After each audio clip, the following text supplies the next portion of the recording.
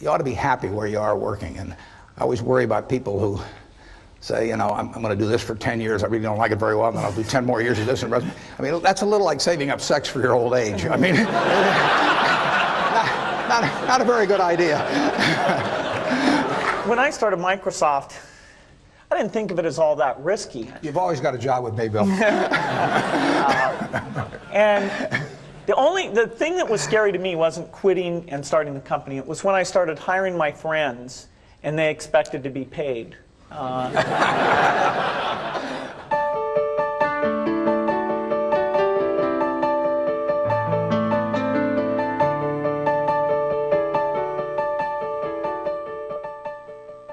Buffett and Gates on Success was made possible by the Floyd and Dolores Jones Foundation, supporting efforts to enhance public education and a better understanding of business and investing in the American economy.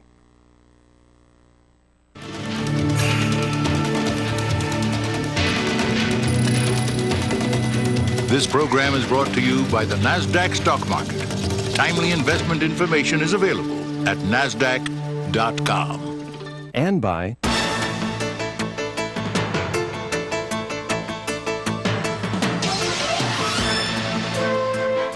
the New York Stock Exchange. The world puts its stock in us. Each spring in Omaha, Nebraska, thousands of investors gather from around the world. How long does it take to get over here from Paris, France? 10 hours. For Sweden? Roughly, it's a day flight. A lot of people. It reminds me of New York, a lot of people. They come for the annual shareholders meeting of an investment company, Berkshire Hathaway. Many come just for a chance to meet Berkshire's legendary chairman, Warren Buffett. Obviously, when the stock goes up a lot, it creates interest. During the past 4 decades, Buffett's uncanny success in picking stocks has made big money for Berkshire shareholders, including Buffett himself. His net worth is estimated at more than $30 billion. One highlight of the annual meeting is Berkshire Hathaway Day at an Omaha Royals baseball game. Buffett throws out the first pitch. Books analyzing Buffett's investment philosophy have acclaimed him the world's greatest investor. But he's made his fortune in companies well known to all. Companies such as Coca-Cola, Gillette, and Dairy Queen. He avoids anything high-tech. So how long have you been using the computer? Yet one of Buffett's good friends is Bill Gates. Microsoft's co-founder and CEO is 26 years younger. His enormous success has come from a technological revolution that he has done much to pioneer and popularize. Gates started Microsoft with his high school friend Paul Allen when Gates was still in his teens. Their investment, $1,500.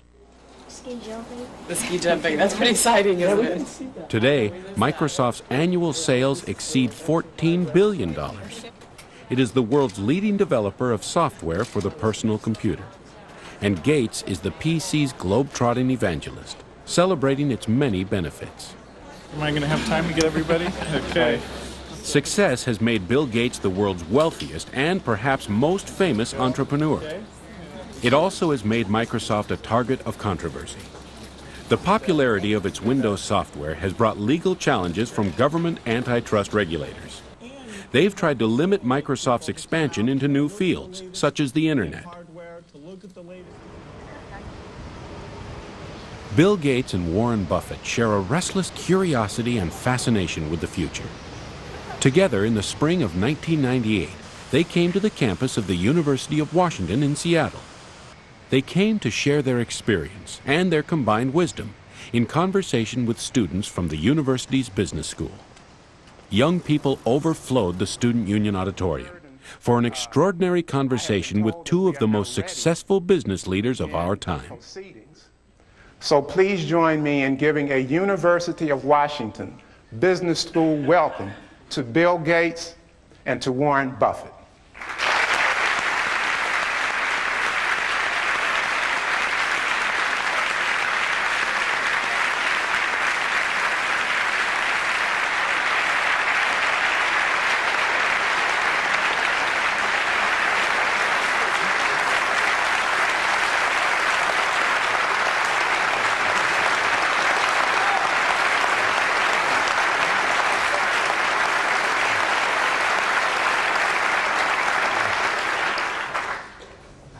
Well, I thought I ought to start this off by announcing that Bill and I have a small bet as to who would get the most applause. And I suggested that I bet my house against his, but we settled on a small sum, but evidently it isn't so small to Bill because just before we came out, he gave me this Nebraska Cornhuskers shirt to wear, and he puts on this purple shirt.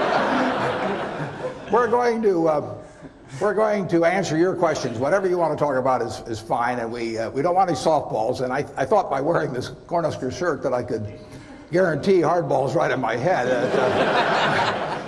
When we went to the game last year, about halfway through the first quarter, Bill said, "What's that big N stand for on those guys of yours?" I said, "Bill," I said, "what the hell?" I said, "It's knowledge." We all agree on that in Nebraska. Well, they've asked us to start out talking with the two of us on one question, but then it's going to be your questions, and we're going to just have you line up behind the microphones, and we'll go back and forth. They did ask that we might start off with talking about sort of what got us here, and it's pretty simple in my case. It's not IQ. I'm sure you'll all be glad to hear that. But everybody in this room has more IQ than they need to do my job.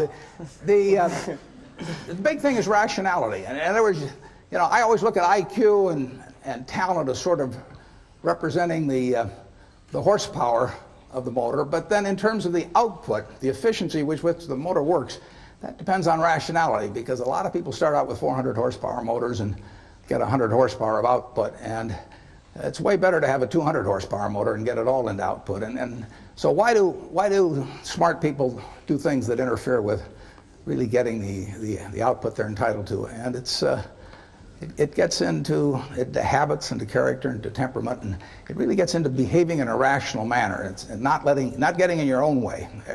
As I say, everybody here has the ability absolutely to do anything I do and much beyond. And some of you will, and some of you won't. But it will. The ones that won't, it will be because you get in your own way. It won't because the world doesn't allow you to. It will be because you don't allow yourself to. So I have one little suggestion for you. Pick out the person in the class that you admire the most, and then write down why you admire them. Put down a list of qualities. You're not to name yourself in this, incidentally. And then put down the one that, frankly, you could stand the least in the whole group, and put down the qualities that turn you off in that person. And look at that list, and you won't find it's a bunch of things like throwing a football 70 yards or anything of the sort. The qualities of the first one that you admire are qualities that you, with a little practice, can make your own, and which, if practiced, will become habit forming.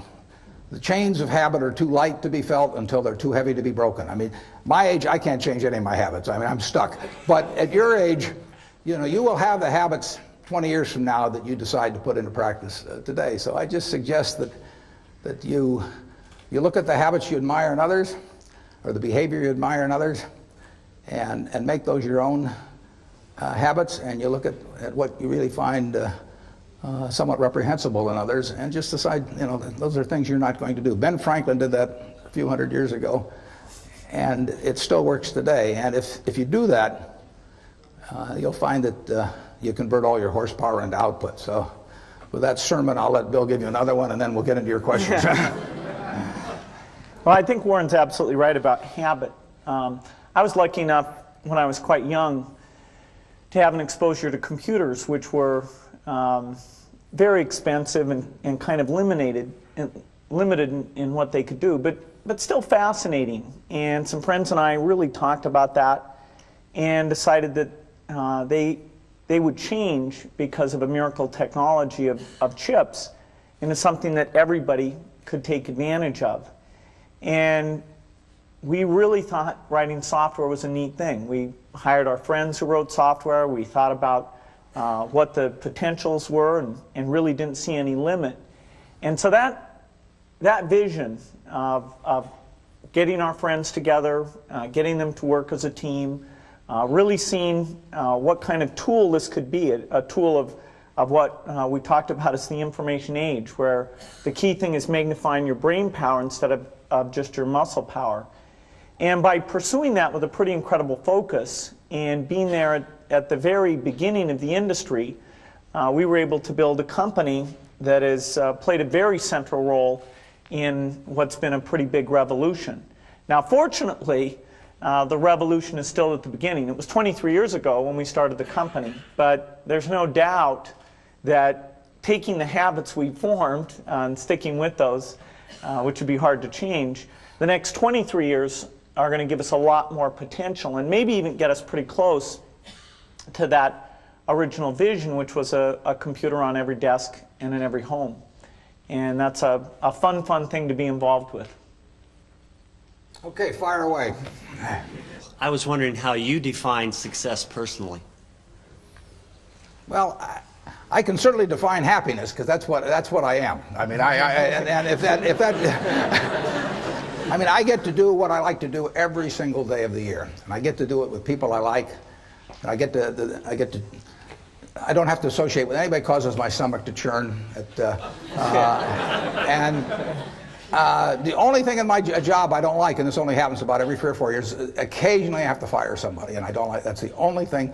Other than I tap dance to work, and I get down there, and I think I'm supposed to lie on my back and paint the ceiling, or something like Michelangelo. I mean, that's the way I feel, and it doesn't diminish. It's tremendous fun. So, if they say that success is getting what you want and happiness is wanting what you get. Well, I don't know which one applies in this case, but I do know that I wouldn't be doing anything else. I mean, I do advise you, when you go out to work, go to work for an organization that you admire, people you admire, because it'll turn you on, and you ought to be happy where you are working. And I always worry about people who say, I'm going to do this for 10 years. I really don't like it very well, and then I'll do 10 more years of this. I mean, that's a little like saving up sex for your old age. I mean,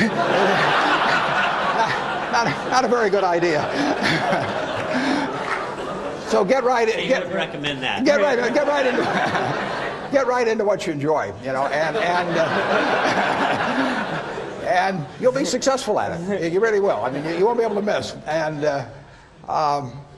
that's.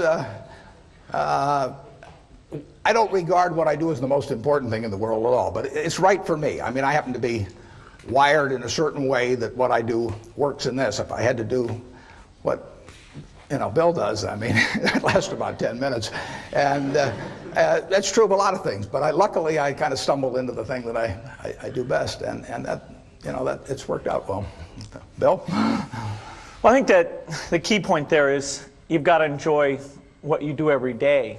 And for me, that's working with very smart people.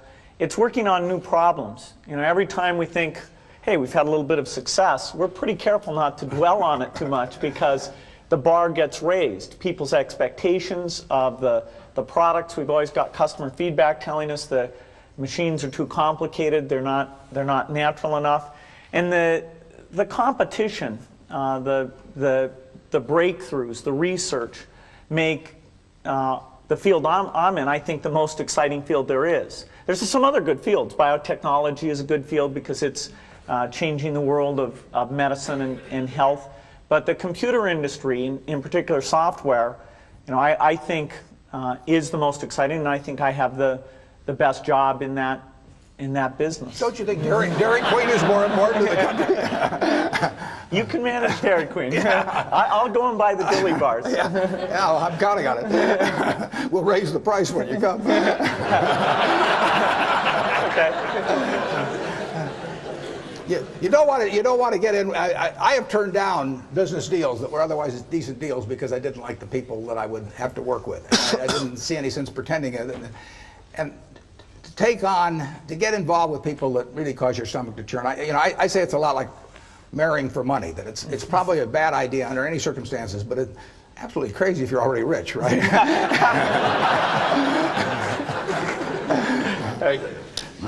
Both of you are innovators in your given industry. I was wondering what your definition of innovation is.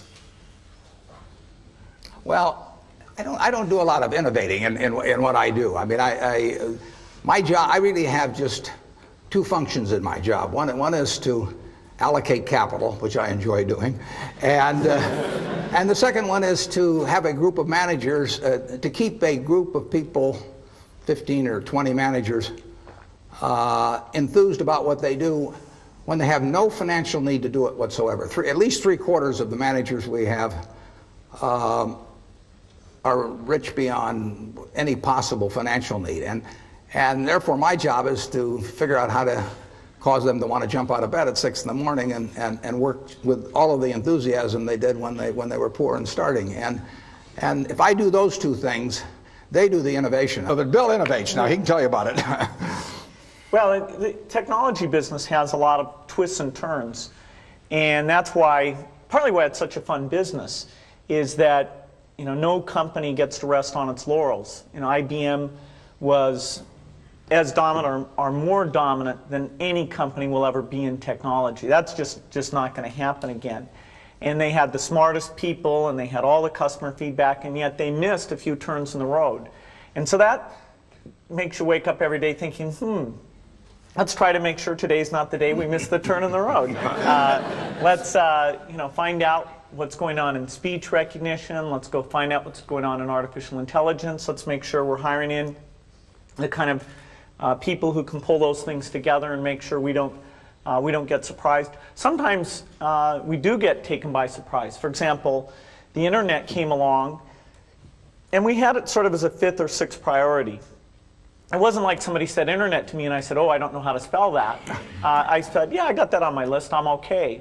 But there came a point where we realized it was happening faster, and it was a much deeper phenomena than it had been recognized in our strategy. And so that was a case where, as an act of leadership, I had to create a sense of crisis and have a couple months where we all just threw ideas and sent electronic mail around, went on a bunch of retreats, and then eventually coalesced around a few ideas where we said, okay, here's what we're going to do, here's how we're going to measure ourselves internally, and here's what the world should think, here's what we're going to tell them about what we're going to do. And that kind of crisis is likely to come up every 3 or 4 years or so. Next time it comes up, remember Yogi Berra, Bill. When you reach a fork in the road, take it. Growing up, who were your biggest role models, and what kind of a role did they play in your success? I had great parents, both of whom were involved in lots of interesting activities and would come home and talk to us about the world of business or law or politics or the charitable activities they were involved in. And so that made us, myself, my sisters always thought about, well, what are we going to do out there?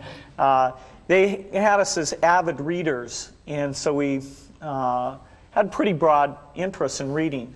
Scientists were a group that I gravitated to because this notion that just out of their heads they came up with neat ideas, that sort of fascinated me.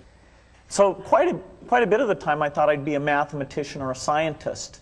It was only when I got to Harvard that I started to think of this sort of all-absorbing hobby I'd had, computer stuff, which I just thought, okay, I got to get rid of this, and decided to do something serious. I started to realize, this is pretty serious, and it's actually more interesting and more impactful than going and trying to come up with a new theory in math or anything else. And so I had that dilemma for a couple of years, but eventually decided that computers really was a great thing to be involved with.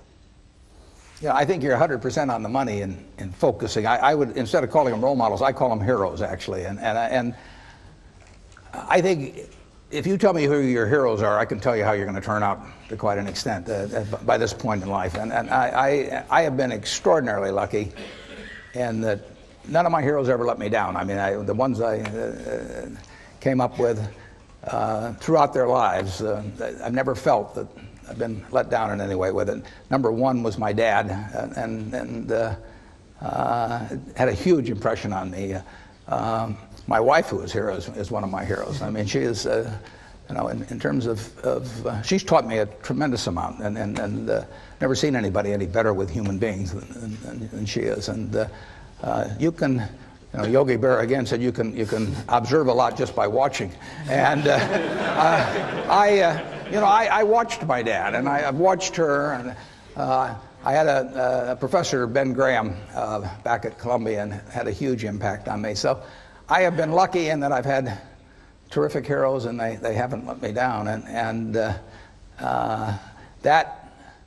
that takes you a long, long way. I've gone through one or two periods where we're kind of tough in life, but not. I mean, everybody's had that, but having the right heroes will take you right through it. The internet exposes us to vast amounts of information, and in particular, children are being exposed to more and more complex issues at very young ages. Yourself being a father, Mr. Gates, I was wondering if you had any comment on the access now to information, and how do we handle that? Well, definitely the internet has every kind of information you can imagine. All the worst things and best things that people are interested in are out there in great quantity. And so there's a decision a parent has in terms of, do you let your kid go out onto the internet? One great thing about the internet is if you set it up the right way, there's a log of exactly what the person's gone and looked at. And so you have to decide up to what age do you think it's legitimate that you have access to see where they're going and what they're interested in. And personally, I'd rather see what my kid is interested in and talk to them about it than try and block altogether them ever learning anything about it. Because someday in their life, whether it's a magazine or a friend or a terminal that I don't control, if they're curious about something, they're going to find out about it. And my theory is not that my child will be okay as long as they don't hear about things. You want to have the full experience, and but I think on the whole, the fact that a kid has this tool to be curious about all these topics, that's got to be a fantastic thing. I can't improve on that. But I just got to the age where Bill lets me watch the internet alone. So I've been trying. That's a good story. I've been trying to evangelize personal computers to Warren ever since we met, which is over about 7 years ago now. And it was amazing. I talked about stock quotes and spreadsheets and all these things. And in the end, it wasn't my talking at all that got him on. It was the ability to play bridge with his friends. And, now he's incredible. He's an addict. Yeah. Do you feel that technology has made businesses more efficient to the point where you can pay more for them? Well, I'm sure technology has made them more efficient, and if I thought otherwise, I'd be afraid to say so with Bill sitting next to me. But a lot of things in business, including maybe much of technology, really has the same effect as if you went to a parade and the band started coming down the street, and all of a sudden you stood up on tiptoe. I mean, in another 30 seconds, everybody would be on tiptoe. It'd be hell on your legs, and you wouldn't be seeing any better. And there is that aspect to business, that there's a self-neutralizing aspect. Now, Bill, tell them how much technology you'll make for them. No, I think there's definitely a lift, a one-time lift, where you go from not using technology well to using it well, particularly if U.S. companies are doing that better than their competitors outside the United States. And so you get all this ability to communicate, and so you get global scale in a lot of businesses that wouldn't have had it before. If you look at the really big earners in that, who are generating this 20% return on equity, a lot of them are companies like Coke or Microsoft or Boeing or GE, which are going to that worldwide marketplace. And I know every one of those has been helped by technology. But that cannot explain why 10 years from now they'd be getting that type of return on equity. There's something almost certainly ephemeral about current conditions. Capitalism tends to be self-neutralizing in terms of improvements, but that's marvelous, because it means we've got better everything than we could have otherwise. But the real trick is to stand up on tiptoe and not have anyone notice it. I mean, if you can do that, then you do very well. Yeah. Bill, Warren, The world is becoming a much smaller place, both in technology and in finance. How do you see yourselves as businessmen taking your businesses globally, and how do you view that individually as a person? Well, I've got an easier answer, so I'll let Bill think while I give the easy answer. We don't do it directly. I mean, our two largest commitments are Coke and Gillette, and Coke has 80% of their earnings coming from abroad, and it'll be larger in the future. Gillette has 2/3 of their earnings coming from abroad, and that'll be larger in the future. So they are participating in a worldwide improvement in living, and they'll continue to participate. So we do it by piggybacking them, and I can sit in Omaha, you know, and let Doug Ivester at Coke fly all over the world and do a tremendous job doing it. Bill has to get out there and do it for Microsoft, and I'll let him tell you how. One great thing about our business is it is global. That what do you need in a spreadsheet? About the same thing in Korea and Egypt as you need in the United States. And the PC standard is a global standard. We have to do some adaptation for the local languages, and that's a fun part of our business, understanding bidirectional languages and the large alphabets that you have in Chinese, Japanese, and Korean. And over the years, we've gotten very, very good at that. In fact, our market share is much higher outside the United States than it is inside the United States, because it's relatively hard to set up subsidiaries, understand local conditions, local distribution, and relationships. And so, since most of our competitors are in the U.S. and aren't as good at doing international business, we thrive even better in these other countries. Most of our growth will come from outside the United States. The United States will get to the point where it's largely a replacement market. Most homes and business desktops will have PCs. Now, that doesn't mean they won't replace them, that they won't want better software that can see, listen, and learn. But outside the U.S., we still have that early slope phenomena. So it's very much a global business. When you think about it, many of you are probably too young to remember with clarity. Anyway, 15 years ago, this country almost had an inferiority complex about its ability to compete in the world. And you know, and with software and the whole the development of the computer, now the rest of the world is looking to us, and you know, Bill has played a big part in that. I mean, he has contributed in a major way to a change in our attitude about this country and the world's attitude about this country. So, what impelled you to make a trip together to China in 1995, and what's your perception before and after the trip? And most interesting, the next question is, what has that trip affected your global business decision in that region since? Well, we went to China for a lot of reasons, partly to relax and have fun. We found a few McDonald's there, just so we didn't feel too away from home.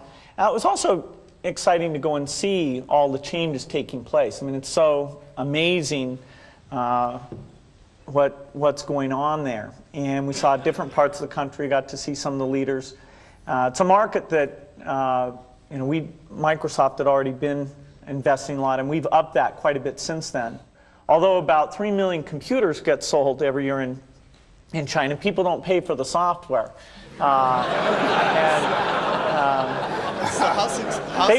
They will, though. It's sort of as long as they're going to steal it, we want them to steal ours. They sort of get addicted, and then we somehow figure out how to collect sometime in the next decade. So, you know, it's a great place to be involved in, and it was a lot of fun, which was, I guess, the key goal. My family was amazed I went. I'd never traveled more than maybe, you know, the outer reaches of the county in Nebraska, and I just went and had a terrific time, and also confirmed my feeling that there were going to be a lot of Coca-Cola sold there in the future.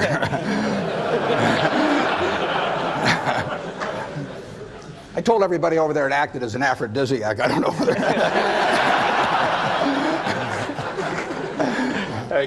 As two of the most successful business people in the country, what role do you see for yourselves in giving back to your respective communities? And how do you use your influence to get others to give back as well? Well, I think we both have a quite a similar philosophy on that. I know in my own case that 99% plus will go back to society, and that'll actually count everything that my family and I have lived on during our entire lifetimes. But just because we've been treated extraordinarily well by society. You know, I'm lucky. Bill said if I was born a long time ago, I'd have been some animal's lunch. You know, I mean,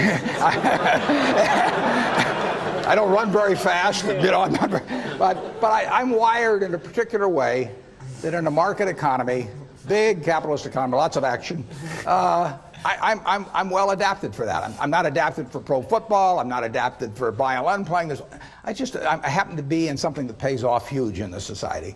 And basically, I get the fun of playing around with that while I live, but it will all go back to society, and I think it'd be wrong to be otherwise, frankly. If I'd been dropped down in some remote country or in almost any other place in the world, I wouldn't have been worth a damn. I mean, I am here because of a tremendous society that surrounds me, and the fact that I happen to be well adapted to a certain part of it. And so it's all going to go back to society. And I know Bill feels very similar. No, I think that's a great philosophy, not to mention the fact that passing along lots of money can be a bad thing for the people who receive it. They might not think so at times, but no, I've never put it to a vote.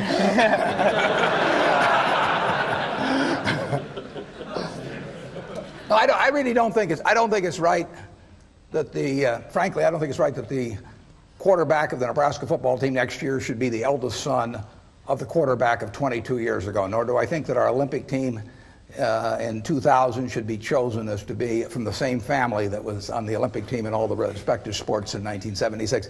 I mean, we believe in the meritocracy when it comes to athletics and all kinds of things. Now, why not have a meritocracy in terms of what you go out into the world with in terms of the productive goods? Let the resources flow to those who use them best.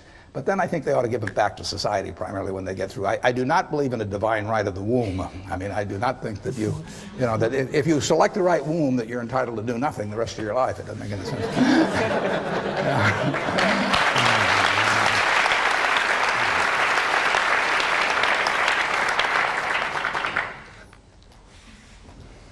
Hi, there's been a lot of discussion about how the information age is revolutionizing society.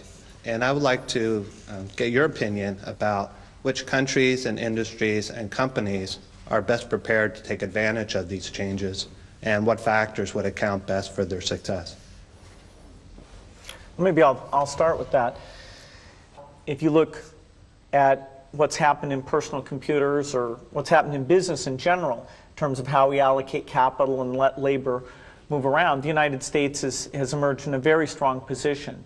And so the first beneficiary of all this information technology will be the United States. There are a few other areas like Singapore, Hong Kong, the Scandinavian countries, where they're adopting the technology at basically the same rate that we are. There's a few countries that even relative to their level of income are going after the technology because they believe so much in education. In Korea and many parts of China, we see incredible penetration of personal computers, even at very low income levels, because they basically decided it's a tool to help their kids have access to information and to get ahead. The whole world is going to benefit in a big way. You know, there'll be this shift where instead of your income level mainly being derived by what country you're in, it'll be derived by what your education level is. So today, a PhD in India doesn't make nearly as much as a PhD in the United States. Well, as you get the internet allowing services and advice to be transported as efficiently as goods are being transported through shipping and all those things, then you'll get essentially an open market bidding for that engineer in India versus the engineer here in the United States. And that benefits everyone because you're taking better advantage of those resources and people are better off. So the developed countries will get the early benefit from these things. In the long run, the people who are lucky enough to get a good education in developing countries will actually get an absolute, the biggest boost from all these things that go on. I didn't get it at first, but it's huge, and it will change the world, the technological revolution, in dramatic ways and quickly. Ironically, our approach to that is just the opposite of Bill's, but that his is the right one for the world. Ours is the right one for me. I look for businesses where I think I can see what they're going to look like in 10 or 15 or 20 years. We don't own any, but if you take Wrigley's chewing gum, I don't think the internet's going to affect how people chew gum. You know, and Bill probably does. I mean, but I don't think it's going to affect the fact that Coke will be the drink of preference and will gain in per capita consumption around the world. I don't think it'll change whether people shave or how they shave, or the fact that they like a better shaving system, as the Mach 3 is going to be very shortly, I might add. So we are looking for the very predictable, and you won't find the very predictable in what Bill does. You'll find the more exciting things, the things that are going to change society more. And so I have a little different opinion. As a member of society, I applaud what he's doing, and as an investor, I keep a wary eye on it. And that's. You know, it's a different approach to investing. Most people think of that all as opportunity, and it has been opportunity. Every internet stock has gone crazy here in recent months, but I don't know how to look at one or the other and tell the winners. Yeah, this is an area I agree strongly with Warren on. I think the multiples of technology stocks should be quite a bit lower than the multiples of stocks like Coke and Gillette, because we are subject to complete change in the rules. You know, I know very well that in the next 10 years, if Microsoft's still a leader, there will have been at least three crises that we will have had to really prove our excellence in. I accidentally once, when we were on a panel with the CEO of Coke, I said something like, I couldn't run my business when I get to be 60 because it's such a hard business, not like Coke. And I offended him without meaning to. You won't offend me. I want to be in a business I can run when I'm 100 because I plan to do it. I'm going to retire about 5 years after I die. Maybe. Starting a new company is very risky. How do you determine when is the best opportunity to start a new company, and how can you get people to support you? Well, when I started Microsoft, I didn't think of it as all that risky. I mean, I was so excited about what we were doing. It's true I could have gone bankrupt, but you know, I had a set of skills that were highly employable, and in fact, my parents were still willing to let me go back to Harvard and finish my education if I wanted to. You've always got a job with me, Bill. And the thing that was scary to me wasn't quitting and starting the company. It was when I started hiring my friends and they expected to be paid. And then we had customers who went bankrupt, customers that I'd counted on to come through. And so then I got this incredibly conservative approach that I wanted to have enough money in the bank to pay a year's worth of payroll, even if we didn't get any payments coming in. And you know, I'm almost true to that the whole time. We have about $10 billion now, which is pretty much enough for the next year. Anyway, you know, if you're going to start a company, it takes so much energy that it better overcome your feeling of risk. I don't think that you necessarily, if you're going to start a company, should do it at the start of your career. I think there's a lot to be said for working for a company, learning how they do things. You know, if you're young, it's hard to go lease premises. They made that hard for me. You couldn't rent a car when you were under 25 at the time, so I was always taking taxis to go see customers. And the people would, people would say, well, we're going to go have a discussion in the bar. Well, I couldn't go to the bar.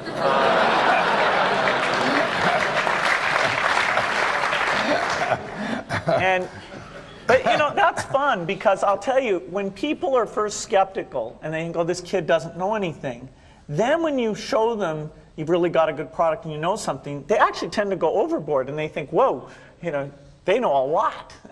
Let's really do an incredible amount with these people. So our youth, at least in this country, was a huge asset for us once we reached a certain threshold. It is hard.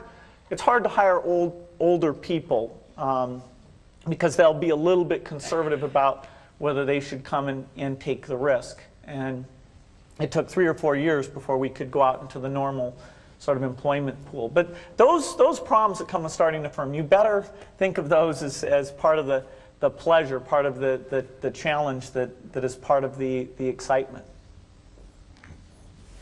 I was curious what each of you felt was the best business decision you'd made throughout your career. The best what? Business decision. I think just getting in, jumping in the pool, basically. I mean, I've always enjoyed what I've done, and a few things have worked out very well. And the nice thing about the investment business is that you don't need very many. But you'll see plenty of times when you get chances to do things that just shout at you. And the thing you have to do is when that happens, you have to take a big swing. I mean, that is no time to be reading a book on the theory of diversification. I mean, that is the time to put very significant. When you find something that where you know the business, it's within your circle of competence, you understand it, the price is right, the people are right, then you take your thumb out of your mouth and you barrel in. We were talking at breakfast this morning about of all Warren's investments decisions, which was the worst decision? Which it's amazing, and they're tough to find because he's the track record's unbelievable. But we, I think, decided that by some metric, buying the company that his company is named after was probably the worst investment decision. That's true. I mean, we went into a terrible business because it was cheap, and it's what I refer to as the used cigar butt approach to investing. You know, that you see the cigar butt down there, it's soggy, you know, it's terrible. But there is one puff in it and it's free. And that's what Berkshire was when we bought it. I mean, it was selling below working capital.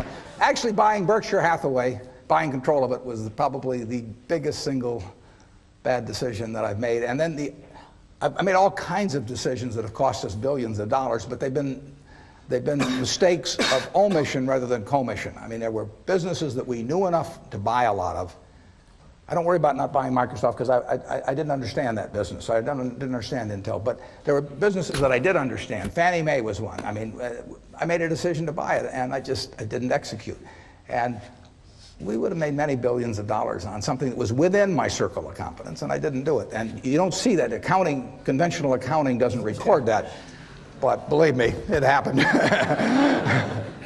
In my case, I'd say my best business decisions really have to do with picking people. You know, deciding to go into partnership with Paul Allen is probably at the top of the list. And then subsequently hiring a friend, Steve Ballmer.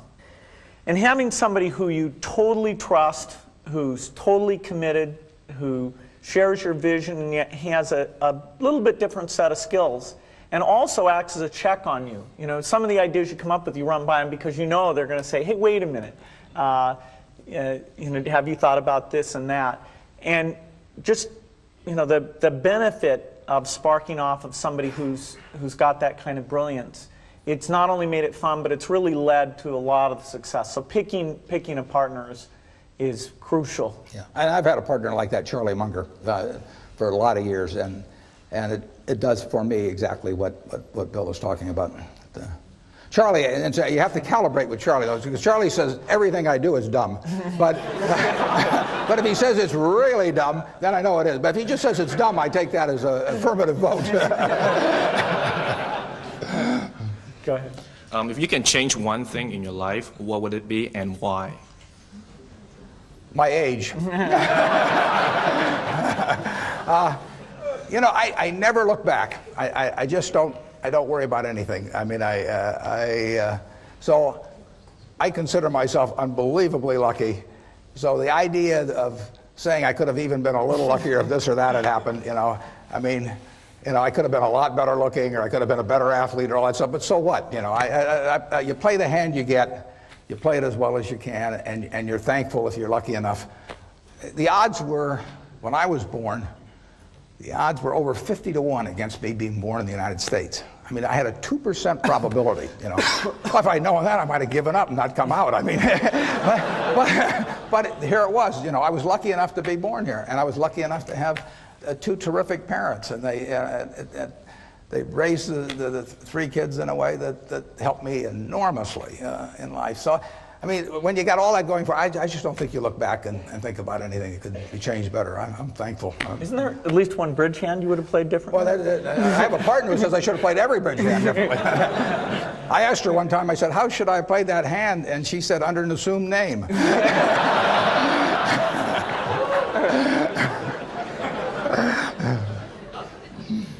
I think the key resource you have to deal with is your time and how you spend time.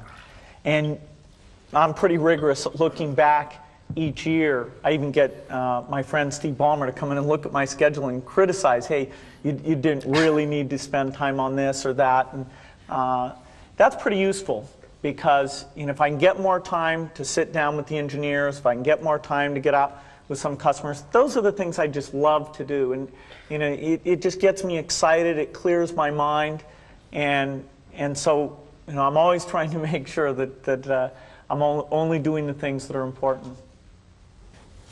Hypothetically, if you were to lose everything today, keep everything in the past, but right now starting fresh, and you could only keep 3 things in your life, tangible or intangible, what 3 would those be? Well, I'm not sure how you define the 3. I mean, you'd like to know everything that you now know. I mean, because what essentially the things I've applied in the past are going to be applicable in the future. This may sound, if I lost it all without losing any money of any other people, it wouldn't bother me a lot. If I took other people down when they would kill me, I mean, that is the one thing that would just that would destroy him, because I wouldn't be able. I'm not sure I'd recover from that. But if it was just my money, it wouldn't make any difference at all, because I keep living about the same. Have to give up the plane. I'd give you a job. But I mean, I eat the same way everybody in this room eats. He eats a lot worse than you guys do. Well, depends how you define worse, but I think you're right. And you can get, I mean, in terms of medical care or anything, there's very little difference in how the people in this room live now and are going to live in the next 10 years than the way I do. So I wouldn't miss anything. I mean, I would like to keep playing the game because I enjoy it. So if I had the knowledge that I've had that gotten me here, and I had anything to work with at all, and I could probably talk somebody into giving me a few bucks to start it. But I would have a lot of fun playing the game again. I mean, it might be, I'm not sure I want to follow your experiment, but I think it'd be just about as much fun as what I do. Yeah, as long as people didn't go down with me, that would be no fun. Bill? Yeah, starting out at a small scale again, it's got a certain attraction to it, but. I think it's interesting. Our business is not one where money makes that much difference at all. In fact, somebody was saying to me recently that Microsoft has such a strong position in our business. And I was saying, hey, if you took 30 of the top people and drafted them over to the other team, the score would change, very, very quickly.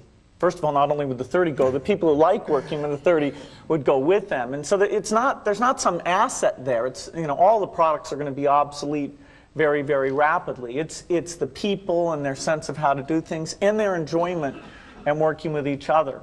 And, it'd be a shame to give that up.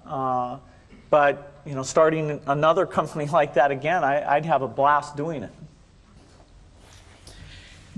In light of public controversy that's caused a lot of confusion in my mind and has polarized most of my friends and associates, and perhaps has caused one or both of you to lose some sleep, I'd like to ask you to share your perspective of what purpose or what appropriate role antitrust legislation should play in American business? I am no antitrust scholar. I think that well, I met Bill 8 years ago, and he's a terrific teacher, and so he spent about 6 or 7 hours explaining his business to me. And he actually, I mean, here I am, the world's biggest dummy on technology, but he explained it to me pretty darn well. And when he got through with it, I bought 100 shares of stock just to keep track of him. And I think that shows two things. One is that I've got an IQ of about 50.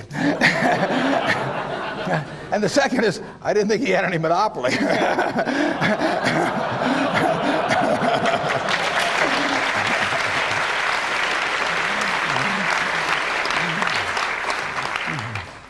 Well, the key goal of competition law is to protect consumers and to make sure that new products get created and that those products are very innovative. And you can look in the economy at different sectors and say, you know, where is that happening very well and where is it not happening as rapidly? No matter how you score it, there's no doubt that one sector of the economy would stand out as absolutely the best, and that's the personal computer industry.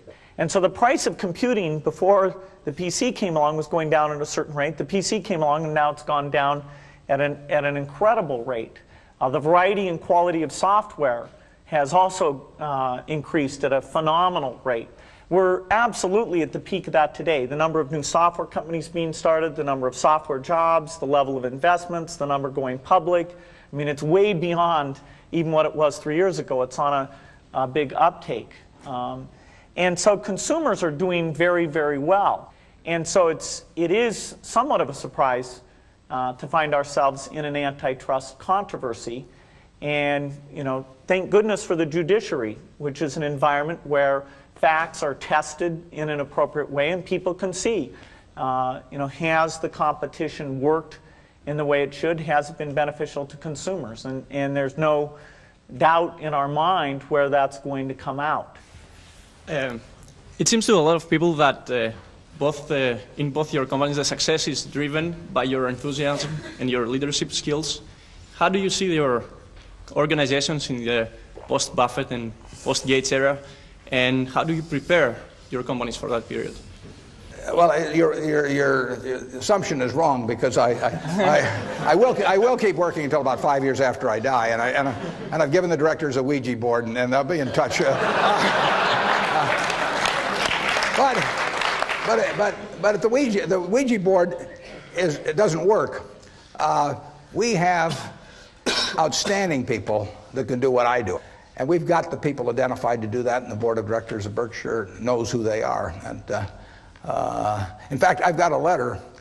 I've already sent out a letter that tells what should be done, and I've got another letter that's addressed, which will go out at the time, and it starts out, "Yesterday I died," and then it just tells what the plan for the company is, and it's all taken care of. It's all written. I put down at the bottom of it, I put "dictated but not read."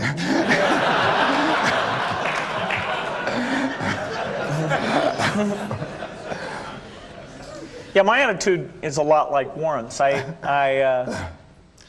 want to keep doing what I'm doing for a long, long time.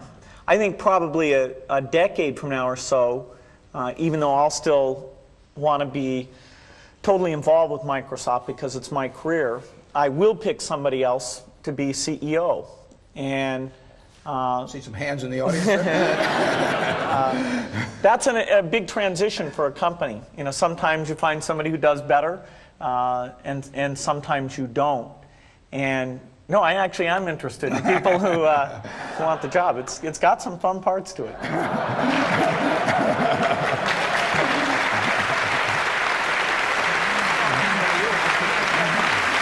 I just want to make certain that they hear that we specifically and formally thank Warren Buffett and Bill Gates for visiting the University of Washington Business School.